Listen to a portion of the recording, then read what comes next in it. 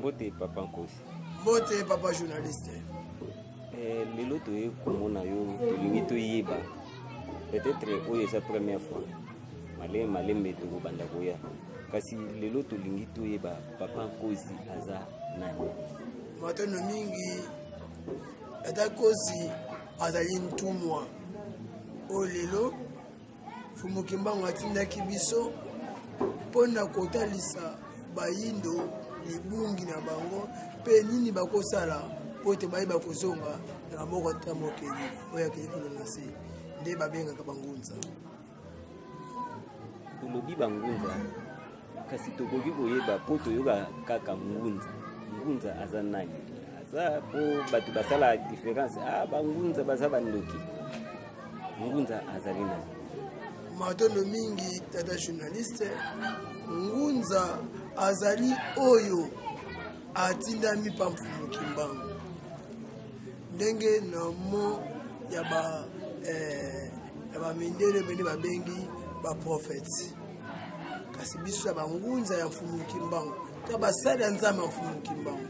nde bongo na monoko ya mboka na mizo bengi yango bangunza. Papa tolingi toyeba place ya église na monde politique. Place ya église ekoki ozala nini? Matondo mingi église oyo nyonso abengami mosala nzambe aza oyo azali conseiller ya politique parce que église a joué rôle ya conseil et pas batu bobangi nzambe bobangi batu omoni rôle ya mosala nzambe to ya ngunza azo jouer rôle ya kopesa kimia maître ya kimia pe kolakisa batu lolenge nzambe akotamwisaka batu. Lelo tokomi komona ba politique balobi il faut église ezala pembeni etika makambo ya politique eke politique batikela ba politicien eke bato église batikala kaka na église. Est-ce que eza normal? Matono mingi tata journaliste oui esengeli baloba bongo papa ya basala nzambe mingi babungisi musala nzambe akomi ministre, musala nzambe akomi député, musala nzambe akomi sénateur, eteni wana nyonso wana eza eteni vraiment te oyo eza musala nzambe akosala nde musala nzambe abungisi vision na ye omoni bon ngunza avec député na kati ya députation eza na balwa mosusu basinyaka wana ya ko ntango mosusu ekonyokola peuple yo ngunza oza wana nakolobaka exemple lelo salaire bafonctionnaire eza moke ya badepute eza makasi so bongo badepute oyo ya bapase baza na kati fale baloba te biso ya moke baenseignant bafonctionnaire bazwa mingi kasi rôle église fo mosala nzambe soki ofongoli bible mobimba eza apôtre moko te ya jésus oyo azalaki na kati ya politique aza te aza libanda ya politique kasi aza conseiller ya politique ntango babengi yo conseiller okozala conseiller ya joueur ngai aza conseiller ya par exemple joueur na biso oyo awa Trésor Mputu naza conseiller ya Trésor Mputu kasi naza joueur te kasi mayele ya politique euti pa nzambe elingi koloba si plan politique ngunza capable ya koteya politicien oyo kosala politique mpona yo na libota na yo te kasi sala politique mpona peuple neve politique ya wana omoni ntango yo ngunza to yo mosala nzambe ozopesa eyano wana mpo bapoliticien ekozala malamu mingi. Mais kasi lelo tokomi komona conseiller okomona abimi aleki mpe na radio ou bien TV apesi mitindo koleka kutu peut-être oyo nani politicien ye moko nano alobi bongo te mais ye aleki alobi eza nini eza conseiller ya zwi part ya conseil mutu wakoki opesa conseil ou bien eza kaka sentiment matelo mingi par exemple papa ya actualité ozeleka na mboka na biso papa ya bandeko basenko basala ya nzambe batindi peuple au mise en charge batindi peuple ba marché. Est-ce que rôle ya mosala nzambe eza kotindika bato bo marché eza vraiment digne oyo basalaki biso bango eza contre na eza mpona kolakisa bino baza na bango basala nzambe te kasi baza bacommerçant baluka mbongo omoni baluka mbongo siko mosala nzambe aza commerçant te yango bomoni est-ce que chapitre nini oyo Jésus atinda peuple juif bon marché mpona politique po ntango Jésus ayaki Israël ezalaki na maboko ba romain quand Jésus atika kotinda bato te bon marché mpona mboka kasi nyonso oyo nga na kosala losambo mpo mboka nazala na kimia moto ya mabe esi ya kimia ezalaka moto ya mabe akimaka na losambo matolo mingi otangi Yesu différence nini eza entre Yesu na Simon Kimbangu mpo tozomona eza neti deka bato ya Yesu bato ya Simon Kimbangu ekomi kosala neti mwa guerre me na katikati soki totali bandeko na biso ya kimbangiste bazwi Yesu bazwi Simon Kimbangu siko pesa biso différence wa matolo mingi tata différence entre Jésus na Kimbangu bazaka bango moko te na chaque race nzambe atinda chaque race baza na prophète na bango o basambelaka oyo aza représentant ya nzambe na mokili par exemple barabe Mahomet oye na ba japonais ba yuda ba chinois baza na Bouddha Jésus na Kimbangu baza la différente bango mibale baza ba prophète Jésus a prophète Kimbangu aza prophète kasi ya mawa mingi Jésus oyo bino boyebaka aza Jésus vraiment ya solo oyo wana aza Jésus ya ba romain Jésus ba romain yene envahi asali lelo Israël ekoma na pasi o bakomaki nango o bakoma koluka mobikisi ti lelo bana Israël baoluka mobikisi na kobikisa bango parce que na monde entier peuple moko oyo eleki oyo mona pasi oleka ba yuda ezate omoni mpona biso Jésus Mahomet Bouddha baza oyo baza même range ba même position na bana ba yuda ti lelo bazoluka nani akobikisa bango parce que Yesu wana oyo bosambelaka aza vraiment Yesu solo te oyo yango moni babenga aza 666 satana obisto benga aza satana ndoki matalo mingi mais olobi satana mais otie aza na même aza prophète parce que il y a des Jésus OK Jésus moko babomaka ye na babakaka ye na poto Jésus moko babakaka ye na ekulusu soki nakosi bato na batémoin de Jéhovah nakanisi papa journaliste ososoli ete batémoin de Jéhovah Jésus bango bandimaka eza Jésus oyo babaka na poto bacatholique bandimelaka Jésus oyo babaka na ekulusu siko wapi Jésus solo siko ngana koyebisa bino Emmanuel oyo babakaki na poto baza meme range na mfumu Kimbangu kasi Emmanuel yango mission na ye esilaki te na mokili parce que barome babomaki ye mpe lelo libota bayuda bazoluka nani oyo akobikisa bango kasi ya mawa mingi pasaka tina bango oyo Yesu oyo baye kondimission na Afrique aza ndoki aza satana yango moni alobaki boye Bible lobi na ye na mopanga ya kokabola tata na mwasi na ye tata na mwana ye mama na bana na ye mwasi tata na mwasi na ye aye na mopanga ya kopanza eske nzambe ayaka na mopanga na kati ya Bible wana bomona kindoki nyonso ezonyokola bato eusi na Bible parce que nzamba Bible nde atindi batu basala nini bapesa mbeka siko ngana yebi nzamba asengaka mutu mbeka makila te nzamba asengaka mutu ka mbeka moko mbeka ngo za bondimi nayo kotika mabe kasi nzambe soki tangi na Bible balobi nzambe ya Abraham asengaki Abraham mwana na ye soki lelo bakongole bokota bamangomba to ba science mosusu basengi bino batu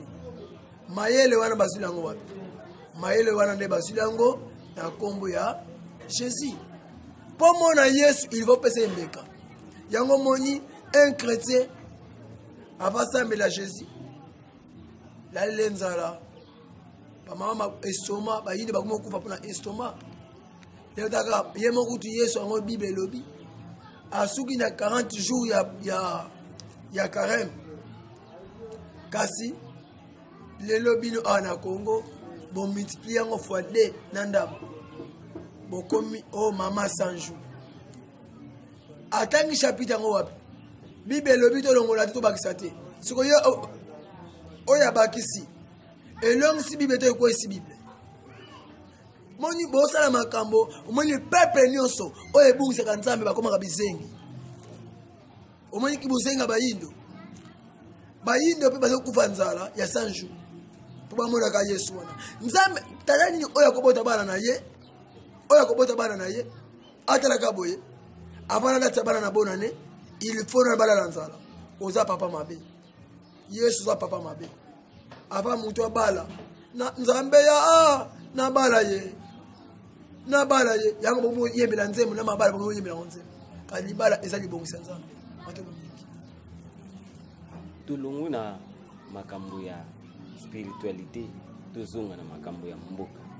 processus électoral décembre 2018 élection l'église ya papa Nkosi sensibilisation ezoleka ndenge nini po toomona déjà bazosangana majorité opposition l'église ya papa Nkosi sensibilisation pour ya élection nanu bandité matono mingi ata journaliste eza passe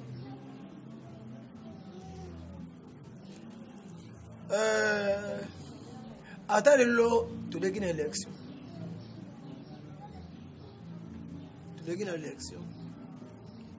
nani oyo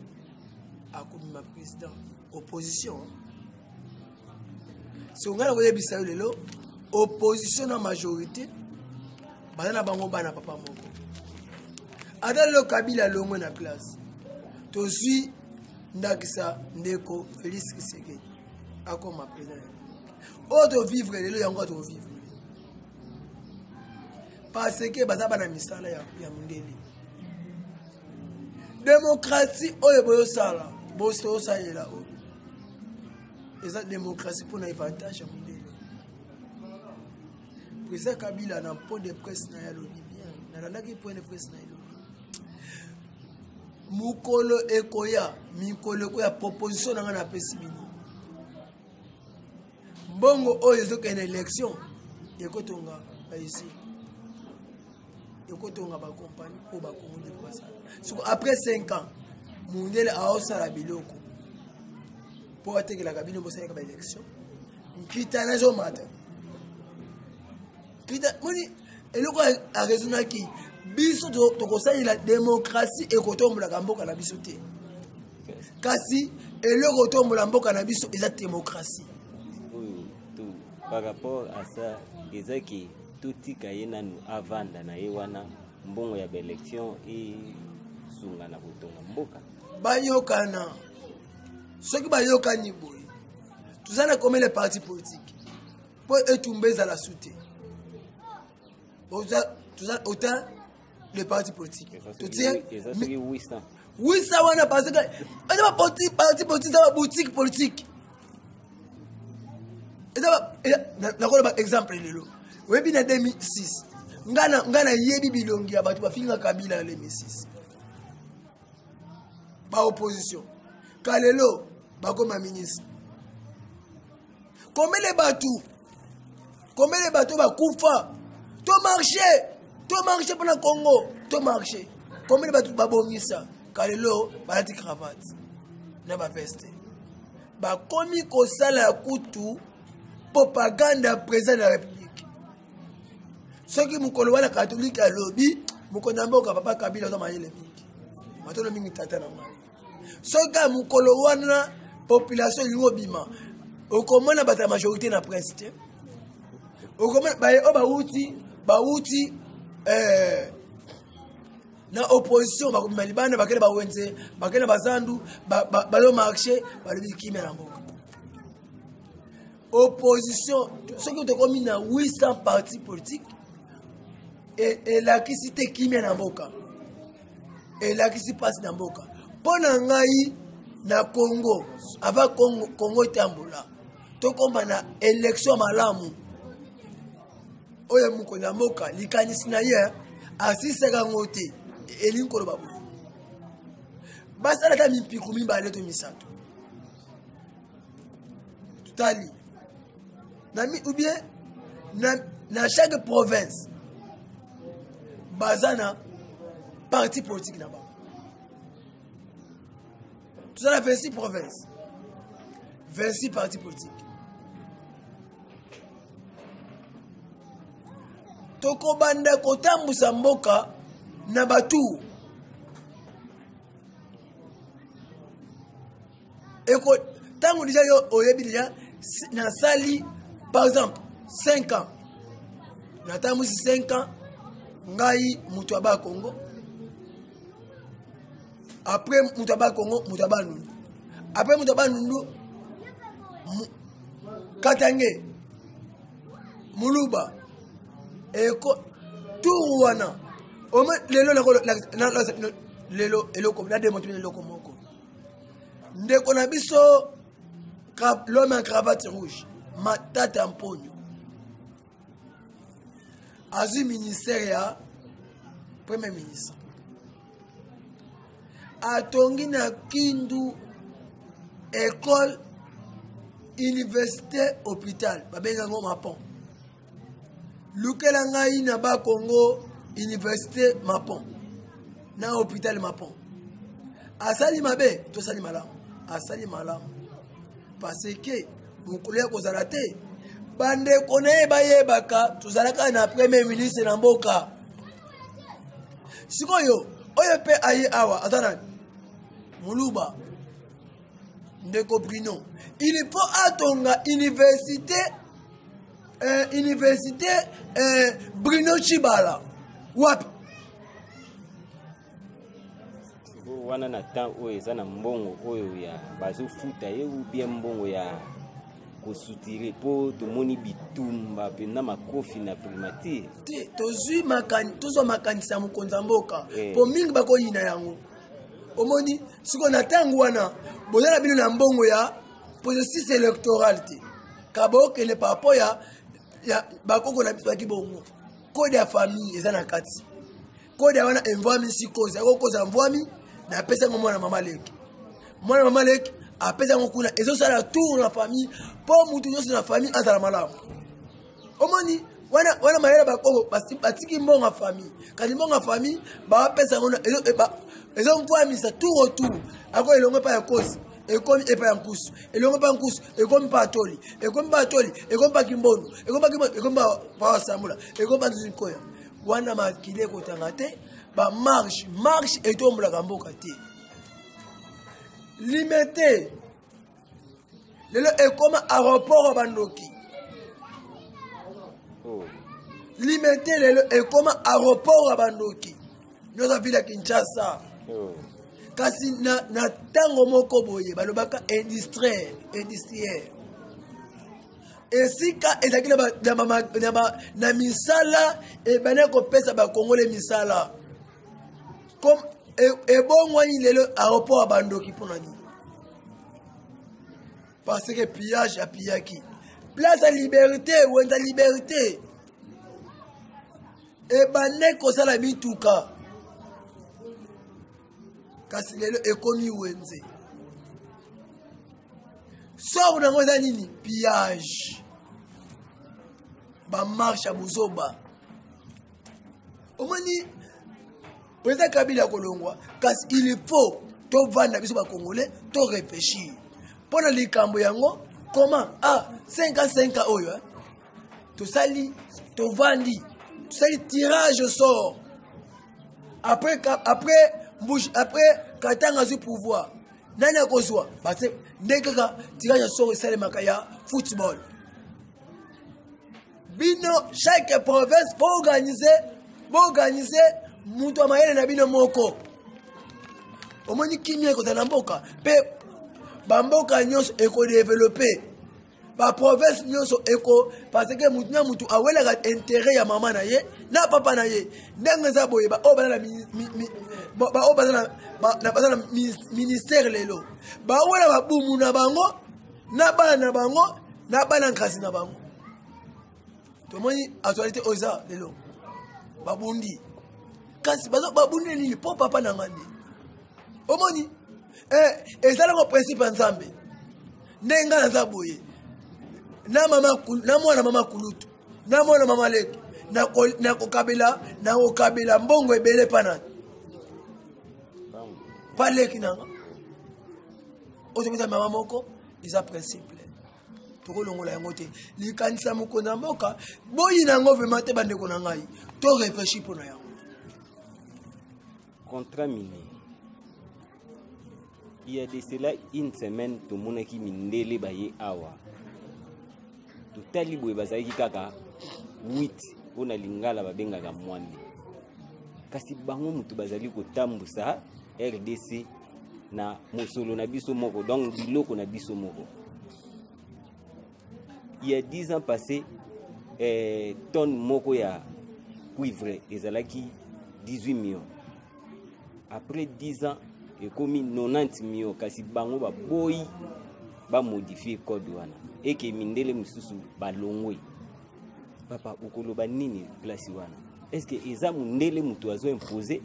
ou bien mutu moindo pe akoti ko imposer idéologie na yemo? Matolo mingi. Ese to lobelaka na mukunda mboka na biso.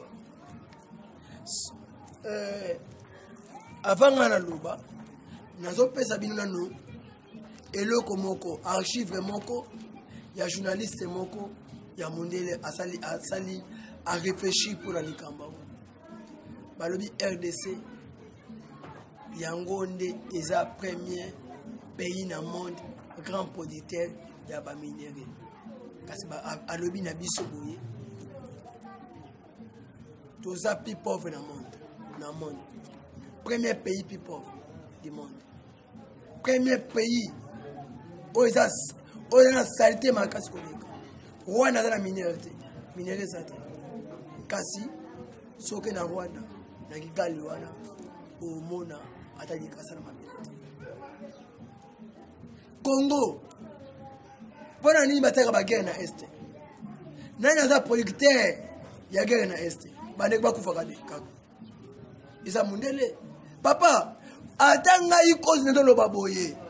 bandeko bayino boyokanga nayaka mpe contre ezala oyo bengaka MONUSCO je crois MONUSCO ngaya contre na bango botala confiance na bango te pepe congolais bayaki nde koyiba bango nde bahotel ya trouble bango nde oyo nalobi wana omoni papa journaliste nde bolanda image wana bomituna no question matolo mingi nde bolandi yango sikoyo omituna balobi boye ata avion soki avion ezosalema papa ya kobatisa Congo aza na 50% ya production ya kobati mutuka ekosalema te ordinateur ekosalema te soki kobatisa te kasi ordinateur na Congo poza na kofuza na mambo soza na mbongo kosomba yango te mutuka po somba yango ndenge aza boye akona na suna ba million te mwana za na mutuka eza kasi et pas mundele na ba publicité na Dubai ba kecho te kama ba $500 so soki out te kina so maka ngona ba $500 soki muntu kete kama na $500 atanga ikoza kuzala possible ya kusoma mutuka atanga ikoza na capable kusoma mutuka pona na capable kusoma mutuka parce que ete kama $500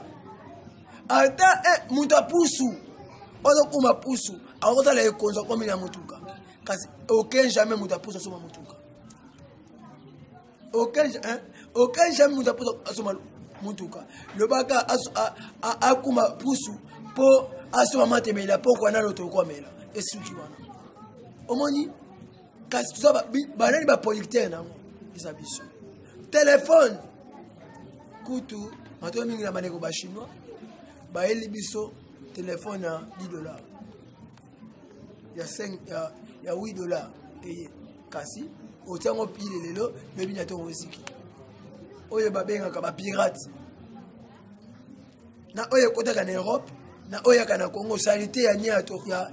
ya téléphone ya kana Congo. Kasi ba kolonan, ba kolo matière. Kol ba ku fara kolita na likolo. Papa journaliste analyse na yo to mituna na yo isainga pasi papa Nkosi lobana na bosolo pe na bosengo prophétie ya Simoki Mbangu ikukisami to nanu ikukisami te 4e président ekokisami eza na nzela ekomi na porte ya bokoti poto koma na prophétie président Kabila aye kokokisa mission ya papa na ye Kimbangu alobi muko bakonzi mine sima bokonzi na ngai kosila omoni te Kabila kosambusa catholique Kabila kosambusa pouvoir na bango balobaki basalaki marche beti bangonga kasi Kabila zangu Kabila otambola okamba kaka ata mosengo soko kitula micro président Congo comme inani akolobaka Kabila Kabila aye kosisa mission ya papa na ye sima ya Kabila soki makila ya musée longo na place neto compte to koti na 4e président pour le moment na plein ya molimo tuzaka na 3e président liloba ya suka papa Nkosi liloba ya suka oyo tolobi te obaki liloba ya suka eza ma ya suka te bakomela biso na se ya ba émission wana ba oyo ba mituna bakotuna neto ko répondre ba benga biso na ba téléphone nde simana yango tokolo baboye ba benga biso lo basuka eza ba benga biso na numéro na biso 089 50 78 773 04 code ya mboka na biso 089 50 78 773 pour soto lobi lo basuka ini to tokoma baba kasi to continue kama adresse ya église adresse église kana commune Njili na barabara Kumbi 43 quartier 13 ici quand tout moi cause azozongisa connaissance ba yino bazonga na bonzamela matoni